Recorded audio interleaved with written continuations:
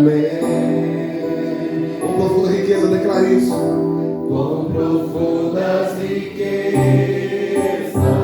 o saber e o conhecer de Deus. Quão insondáveis seus juízos e seus caminhos.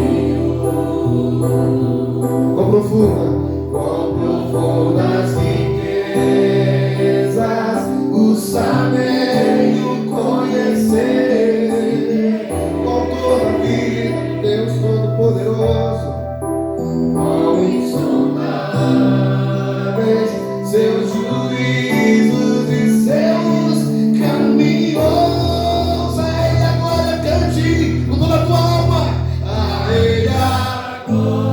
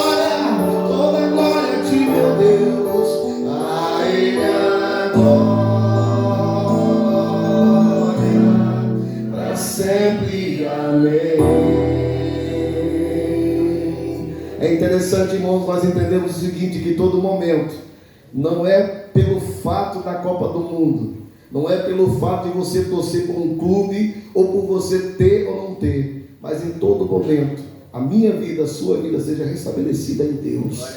A glória é dele. E é muito fácil, sabe, Walter, as pessoas esquecerem daquilo que Deus já fez, daquilo que Deus vai continuar fazendo, porque Ele não precisa de nós, nós precisamos dele. Querido, em nome de Jesus, a tua vida não é uma vitória de um clube, não é uma vitória de um país. A tua vida é para a glória de Deus. A tua família é para a glória de Deus. A tua existência é para a glória de Deus. As tuas mãos, o teu trabalho é para a glória de Deus. Amém? Deus, que a tua palavra, Deus, continue a falar conosco. Usa, Deus, com graça o teu filho, em nome de Jesus. Amém. Eu sou David.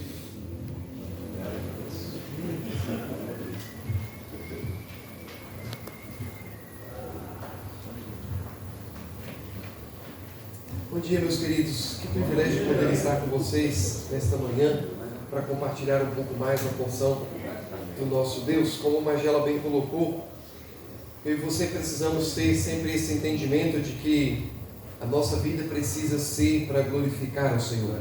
Nós não estamos de enfeite aqui nessa face da terra, nós estamos aqui com propósitos, com objetivos, e a Bíblia nos ensina que nós fomos criados para louvor, engrandecimento e glória do nosso Deus. E esse texto dessa manhã nos ajuda a pensar um pouquinho sobre isso, porque me parece que talvez nos tempos atuais eu e você não estamos nos preocupando com o nosso estilo de vida, com a nossa conduta. Nós estamos num processo de generalização total. Todos são assim, todos vivem assim, todos fazem isso, mas Deus criou a mim e a você de forma única e de forma especial, para que eu e você viéssemos a glorificar o nome dele. Então esse texto dessa manhã, onde o apóstolo Paulo apresenta para o jovem Timóteo algumas recomendações para que a vida dele então fosse vivida de uma forma diferente, para que ele se portasse de uma forma diferente.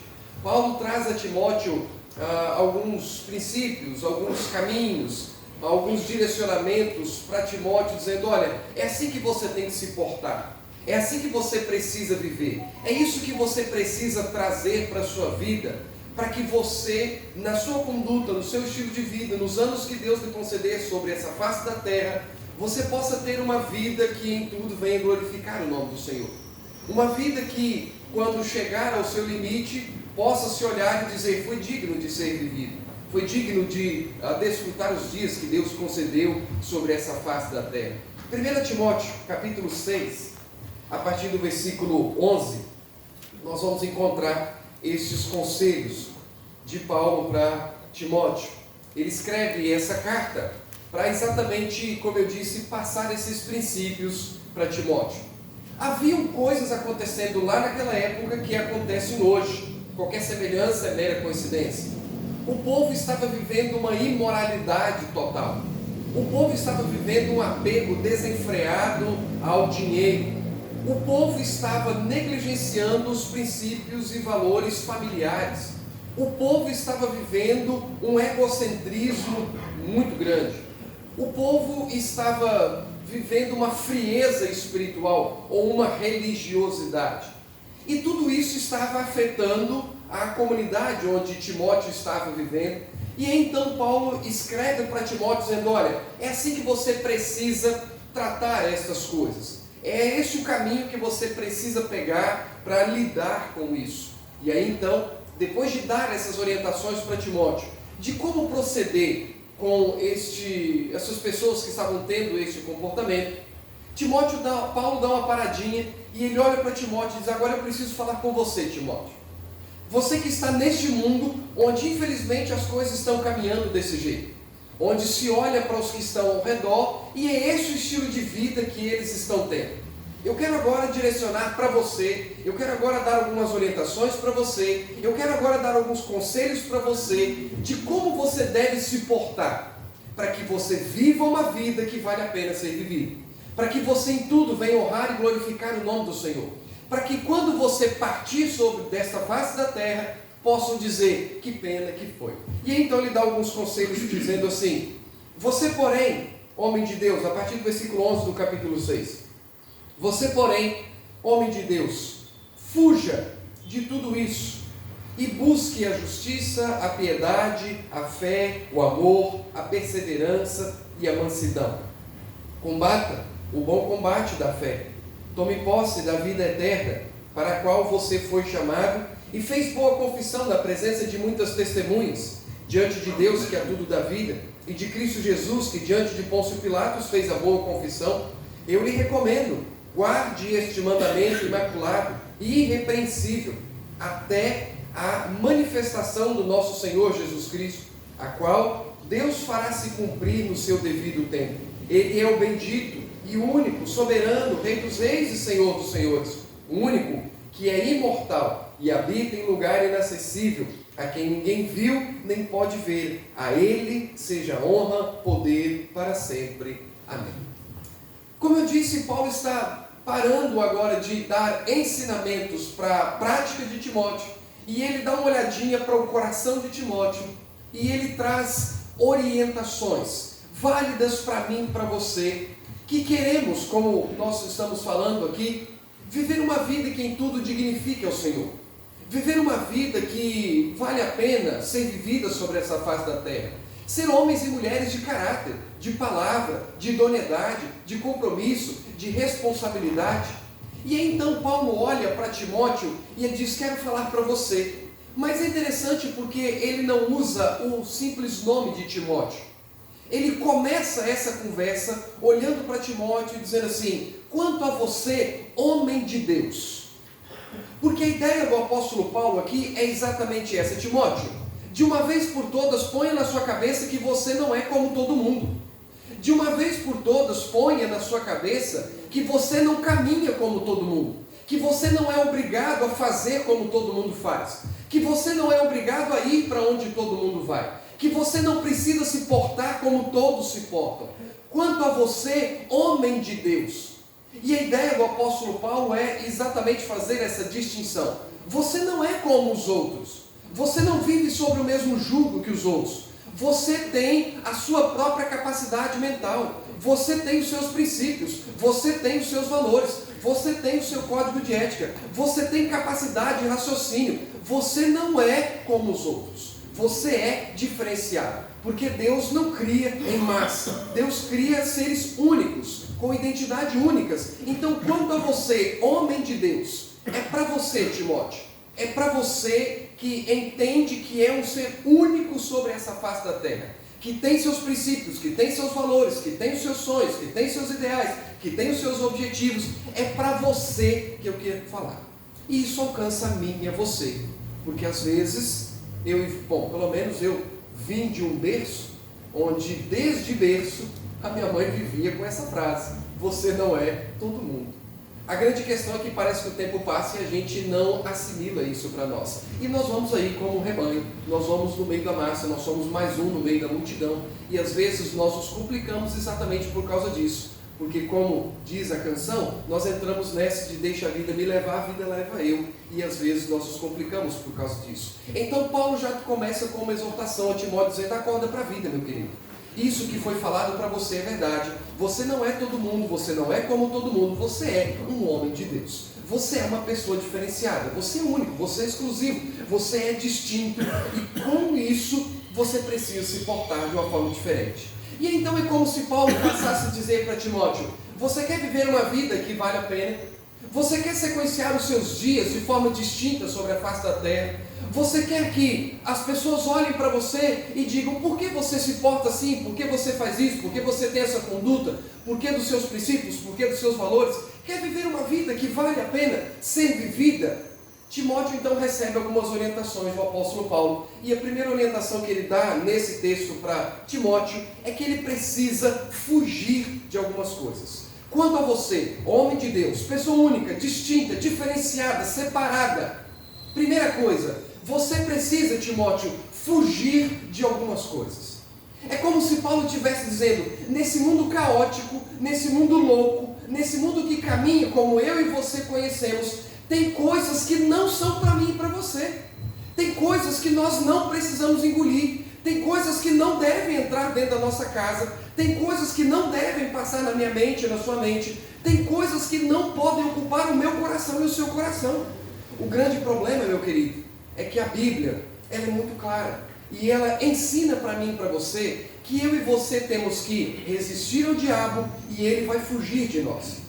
E a mesma Bíblia ensina que eu e você temos que fugir da aparência do mal. Não precisa nem ser mal, precisa ser da aparência do mal. Sabe qual é o problema? Nós invertemos isso. Nós olhamos para o capeta, ou onde a gente imagina, ou o que ele seja, ou o que ele pareça, e a gente vaza fora. E ao fazermos isso, sabe o que a imagem que a gente passa? Que ele tem mais poder do que o meu Deus e do seu Deus. E isso nunca existiu e nunca vai existir, porque não existe nada mais poderoso do que Deus Pai Todo-Poderoso. E aí, fazendo o inverso, a gente brinca com o que não deveria brincar. A gente flerta com o que não deveria flertar. A gente não foge da aparência do mal. A gente entra nessa de não tem nada a ver. Todo mundo faz isso, todo mundo pratica isso, todo mundo pensa assim. Hoje é assim, hoje as coisas são assado. E nós vamos brincando com o que nós não deveríamos brincar. Um escritor brasileiro muito famoso chamado Ariano Suassuna, ele diz que em volta do buraco tudo é beira. E às vezes nós brincamos com coisas sérias. Às vezes nós vamos flertando, às vezes nós vamos namorando, às vezes nós vamos, e daqui a pouco nós estamos atolados em coisas que nós não gostaríamos. Estamos vivendo coisas que não são propícias para mim e para você. E estamos entrando em situações que vão nos trazer problemas e dificuldades. Timóteo ouve de Paulo: você é distinto, e como alguém distinto, você precisa entender que você precisa fugir de algumas coisas. Tem coisas que não convêm, tem coisas que não edificam, tem coisas que não são propícias, tem coisas que não vão te levar a lugar nenhum, tem coisas que vão complicar a sua vida e você precisa aprender a fugir. Tem coisas que não é para você. Mas além de fugir, ele diz, tem coisas que você precisa sim buscar. E a ideia de buscar que Paulo coloca aqui é pagar um preço, porque ele diz que precisa haver um certo esforço. A ideia de Paulo para Timóteo é: não dá para viver essa vida diferenciada, sentado, prostrado, esperando as coisas caírem do céu.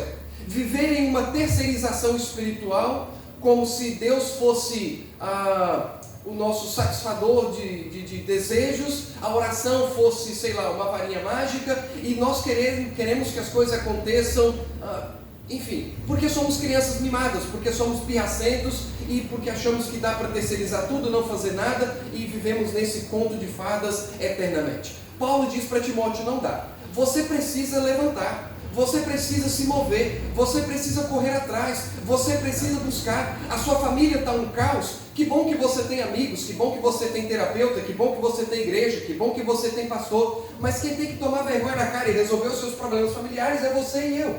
O seu trabalho não anda bem, o seu setor não está andando bem. Que bom que você tem supervisor, que bom que você tem N coisas administrativas. Mas quem tem que assumir a responsabilidade e botar as coisas no trilho sou eu e é você. Timóteo, ouve de Paulo. Tem coisas, meu amigo, que você precisa encarar. Tem coisas que não dá para esperar cair do céu. Tem coisas que você precisa correr atrás. Tem coisas que você precisa suar a camisa. Tem coisas que você precisa investir. O grande problema é que nós vivemos nessa geração de terceirização. O grande problema é que nós vivemos como crianças mimadas e a gente acha que por bater pirraça as coisas vão se resolver. Timóteo ouve isso de Paulo. Você é uma pessoa diferenciada, você não caminha como as outras. Então, da mesma forma que você precisa fugir de algumas coisas, você precisa entender que nem tudo cai do céu. Você precisa entender que nós precisamos buscar algumas coisas para a nossa vida. Você e eu precisamos entender que não dá para entrar no céu por ser bonzinho. Você e eu precisamos entender que não é por ter feito coisas boas sobre essa face da terra que a gente vai poder desfrutar da eternidade com Deus. Se não for por um encontro, um alcance de Jesus Cristo, uma conversão, uma entrega, uma dedicação total a Ele, nós não nos veremos na eternidade com Ele. E eu e você precisamos buscar isso. Isso não vai cair automaticamente sobre a minha vida e a sua vida. E isso se aplica para todos os setores da minha vida e da sua vida.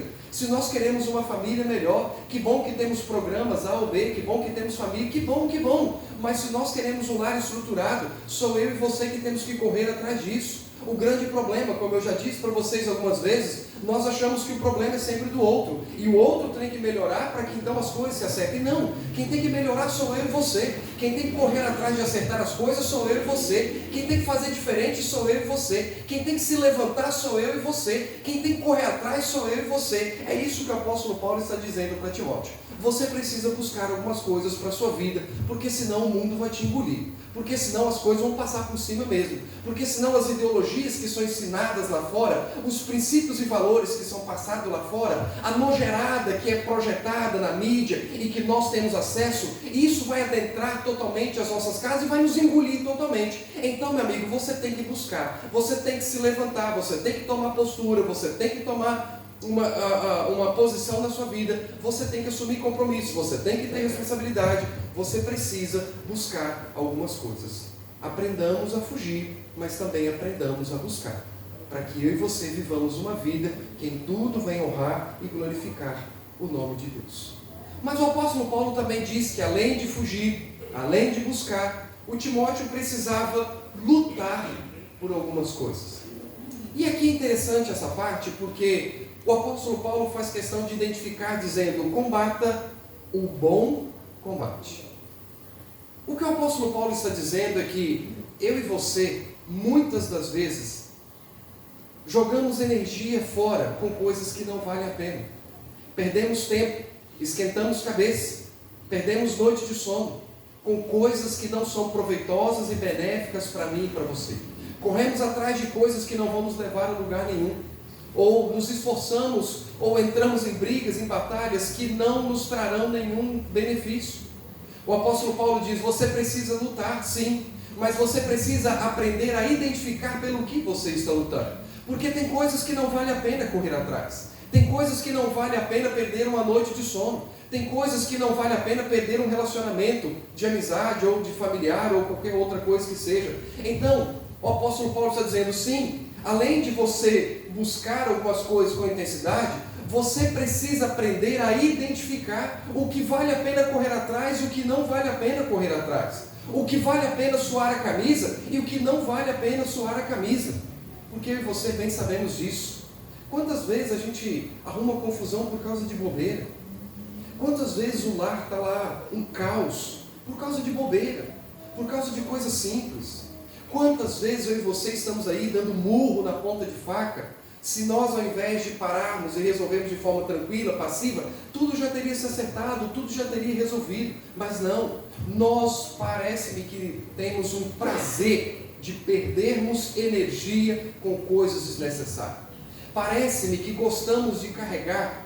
Eu morei e trabalhei na roça há muito tempo, e lá na roça o papai inventou um tempo de ter um cachorrinho, e que a minha irmã ganhou, mas era um cachorrinho de dentro de casa. Era um cachorrinho peludo, dessa raça poodle. E aí quando foi lá para a roça, o papai falou assim, não, lugar de cachorro é no terreiro. E o papai botou esse cachorro poodle, peludinho, lá no terreiro. O problema é que no terreiro, vocês sabem como é que funciona a roça, principalmente no cachorro todo peludo. 5 minutos que ele dava uma volta no terreiro, ele estava todo imundo, cheio de carrapicho. E aí o papai ia lá, com cuidado, lavava, tirava os carrapichos dele e tal, soltava ele no chão. 10 minutos depois, ele estava 2 vezes pior do que a primeira vez que ele veio. Às vezes eu e você nos parecemos, obviamente dadas as devidas proporções, com esse cachorrinho. Parece que nós temos prazer de ficar com o carrapicho grudado na gente. Parece-me que a gente tem prazer de carregar cacarecos.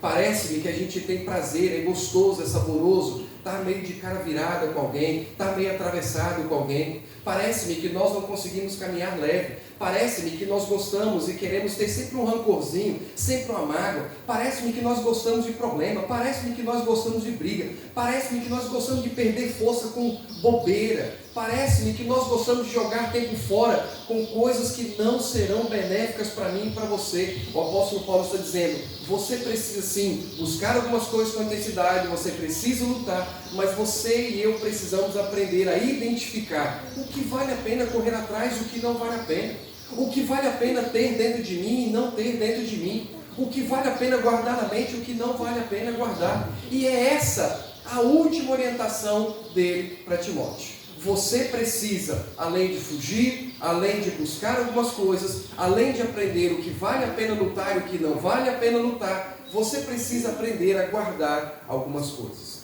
E aqui é uma outra orientação, porque às vezes eu e você somos uma caixa de Pandora, guardamos tantas coisas, somos acumuladores em todos os sentidos, gostamos de ter uns cacarecos, mas às vezes não há lugar dentro da minha mente, dentro do seu coração, para o que é proveitoso, para o que vai ajudar a mim e a você a sermos identificados como pessoas diferenciadas sobre a face da terra. O apóstolo Paulo diz, guarde, mas guarde este mandamento, guarde, mas guarde essas orientações, guarde, Timóteo, mas guarde esses princípios, guarde esses valores. Porque a preocupação de Paulo para Timóteo era exatamente essa. Ele sabia que eu e você gostamos de guardar coisas que não serão benéficas e proveitosas. Gostamos de juntar alguns cacarecos. Gostamos de deixar colocado ou guardado algumas coisinhas lá que nós nunca vamos usar, e isso se aplica para tudo. Gostamos de deixar uma falta de perdão, gostamos de deixar uma mágoa, gostamos de deixar alguma coisa lá escondida, algum pecado, alguma situação. Nós gostamos de deixar algumas coisinhas debaixo do pano. E aí, a Bíblia nos ensina que quando eu e você guardamos isso, não adianta cantarmos, levantarmos a mão, lermos a palavra, buscarmos e termos Deus na boca e falarmos de Deus, porque enquanto está sendo guardado coisas que não deveriam ser guardadas na minha mente e no seu coração, o Espírito Santo de Deus nunca terá morada, espaço para entrar e fazer a diferença e mudar o que precisa ser mudado. Por quê? Porque eu e você estamos cheios de cacarecos, porque eu e você estamos cheios de lixo, porque eu e você estamos cheios de coisas que não são benéficas e proveitosas para nós. Ser cheio do Espírito Santo de Deus não é quanto nós temos dele, mas é quanto ele tem de nós. Para sermos pessoas cheias do Espírito Santo de Deus, eu e você precisamos nos esvaziar, eu e você precisamos nos examinar, eu e você precisamos pedir ao Senhor, sonda, Senhor, porque o Senhor sabe quem eu sou, o Senhor me conhece, e veja os cacarecos que há dentro de mim. Veja o que está guardado na minha mente e no meu coração, e tire isso de dentro de mim, para que o teu Santo Espírito possa entrar, e eu então viva uma vida que em tudo vai honrar e glorificar e dignificar o nome do Senhor. Às vezes, meus queridos, nós precisamos de uma faxina espiritual. Às vezes nós precisamos de uma limpeza grossa. para que cacarecos, lixos, imundícies, pecados saiam da minha vida e da sua vida, e o Espírito Santo de Deus tem espaço para fazer de nós pessoas que em tudo vá dignificar, glorificar e honrar o nome de Deus. Aprendamos a guardar o que será benéfico e proveitoso. Aprendamos a lutar ou combater o bom combate. Travar lutas que trarão benefícios para mim e para você, que vale a pena despender a nossa energia, a nossa força. Vamos sair dessa vida de mediocridade. Vamos buscar, vamos correr atrás, vamos intensificar o que nós já temos vivido, buscado, colocado. Nós não podemos entender ou assimilar essa vida de que estamos aqui a passeio, não. Deus nos colocou aqui com propósito, com ideais, e você precisamos buscar.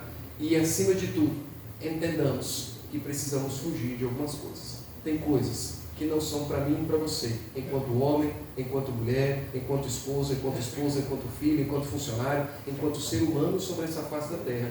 Tem coisas que nós precisamos aprender a fugir, para que em tudo venhamos a ser pessoas, homens e mulheres de Deus, que honrem, glorifiquem e dignifiquem em nome de Deus. Amém? Obrigado, Senhor, por esta manhã. Louvado seja o teu nome, Senhor. Graças nós te damos porque o Senhor nos traz orientações claras de como nós podemos ter uma vida que em tudo vai dignificar o nome do Senhor. Ajude-nos a entender e aplicar isso nessa manhã, Senhor. Ajude-nos, Deus, porque o Senhor nos conhece, o Senhor sonda os nossos corações, o Senhor sabe quem nós somos, o Senhor sabe das nossas lutas, dos nossos anseios, das nossas dores, das nossas limitações. Ajude-nos, Senhor, a fugir de coisas que não nos levarão a lugar nenhum, coisas que têm trazido dificuldade para nós, para a nossa casa, para a nossa vida. Ajude-nos a fugir, a passar bem longe disso, Senhor. Mas também ajude-nos a buscar o que vai fazer de nós pessoas ainda melhores, Senhor. O que vai nos levar mais para perto do Senhor. O que vai fazer da nossa vida uma vida diferenciada. Faça-nos, Senhor, travar as batalhas que serão benéficas para nós. Não nos permita perder forças, gastar tempo com coisas que não serão proveitosas para a nossa vida. E abra os nossos olhos espirituais, Senhor. Incomode-nos com o que precisa ser jogado fora da nossa vida, para que o Teu Santo Espírito tenha ainda mais espaço dentro de nós e venha a cada dia nos convencer do pecado, da justiça e do juízo, para que a cada dia nós vivamos uma vida sobre essa face da terra, que em tudo venha dignificar o nome do Senhor, Pai. Assim nós seguimos essa semana e os dias que o Senhor ainda nos permitir estar sobre essa face da terra, com o amor de Deus o Pai, a graça de nosso Senhor Jesus Cristo, a comunhão e a consolação do Teu Santo Espírito. Continue conosco, com a nossa família, com aqueles que nós encontraremos, e assim até a volta do Senhor, em nome de Jesus. Amém. Deus abençoe. Ninguém sai aí não, por favor? Só um minutinho. Pode sentar? Amém? É rapidinho, gente. Não é mais do que um segundo, não. A palavra de Deus fala que a gente tem que se alegrar com aqueles que se há. Como é difícil às vezes, né? A vitória do irmão, a alegria do irmão, a prosperidade. Vou falar aqui uma coisa. Priscila, vem cá, faz favor. Aniversário da Priscila essa semana. E a irmã também. E a irmã? A funcionária. Qual o nome dela? Por favor, pastor, chega aqui, pastor. Nós vamos estar pedindo ao pastor que esteja orando, né? Pela vida da Priscila. Chega aqui, Priscila, pode ficar à vontade aqui. Cadê a outra irmã? Aniversariantes? A gente deve se alegrar, gente. Olha só, deixa eu falar uma coisa aqui. A coisa melhor do mundo é você fazer o bem para alguém. E fazer o bem é se alegrar. Tem gente que não se alegra, sabe por quê? Porque o bem é Jesus. Se tem Jesus, tem o bem. Por favor, pastor. Cadê o aniversariante, pastor? A irmã Laís. Irmã Laís, por favor, minha amiga. Chega aí. Isso, pastor, muito bom, pastor. Muito bom demais. Isso é uma oração. Isso, temos que estar muito felizes de saber que mais um dia, né, mais uma primavera, mais um ano o Senhor nos concede, né? E eu falei para vocês, às vezes, pastor, é difícil, né? Se alegrar com a vitória. Meu Deus do céu, meu Deus, tem que se alegrar. É vida, irmãos. Uma serva, 2 meninas abençoadas. Vem, pastor? Por favor, pastor. Você pode se colocar de pé, nós vamos estender as mãos. Senhor Jesus, gratos nossos somos, porque quem dá vida é o Senhor, quem gera é o Senhor, quem conhece os nossos dias, a nossa história é o Senhor. E aqui nós estamos nessa manhã nos alegrando, Senhor, com esse Deus Criador, Todo-Poderoso, Sustentador, que tem concedido a essas suas filhas mais um ano de vida, Pai. Que o Senhor continue as sustentando, que o Senhor continue as abençoando, que as mais ricas bênçãos dos céus possam continuar sendo derramadas sobre a vida delas, Pai.